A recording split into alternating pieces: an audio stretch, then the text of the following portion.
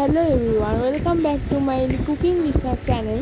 তোমরা সবাই কেমন আছো? আজকে আমি খুব সহজ পদ্ধতিতে নিরামিষ পটল আলুর তরকারি করে দেখাবো।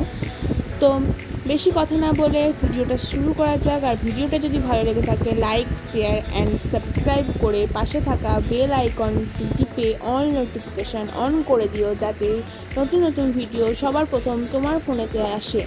তো চলো ভিডিওটা স্টার্ট করা যাক। প্রথমেই আমি পটল আর আলুটাকে কেটে নিয়েছি। তারপর কড়াইয়ের মধ্যে পরিমাণ মতো তেল দিতে হবে। তেল দেওয়ার পর ওর মধ্যে কিছুটা সামান্য হলুদ গুঁড়ো দিয়ে সেটাকে নাড়াচাড়া করার পর আলুগুলোকে একে একে আমি সব দিয়ে দেবো।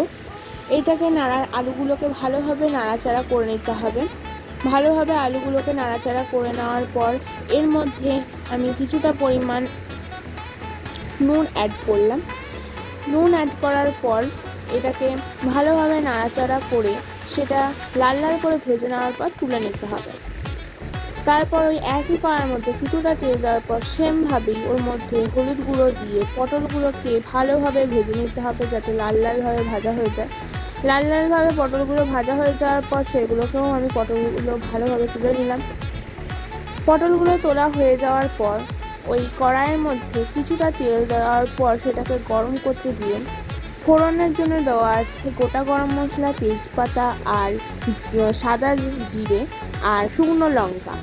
আর এখানে রয়েছে টমেটো পেস্ট, আর রয়েছে আদা বাটা আর 3টে কাঁচা লঙ্কা।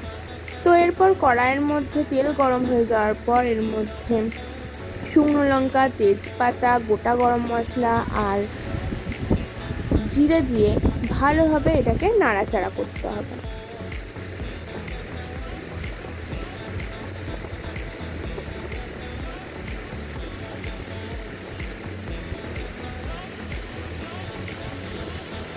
এটা নাড়াচাড়া করার পর এর মধ্যে সেই আদার পেস্টটা আর 3টে কাঁচা লঙ্কা যেটা কোচানো ছিল সেগুলোকে দিয়ে একটু নাড়াচাড়া করা হয়ে যাওয়ার পর এর মধ্যে টমেটো পেস্টটাও দিয়ে দিলাম।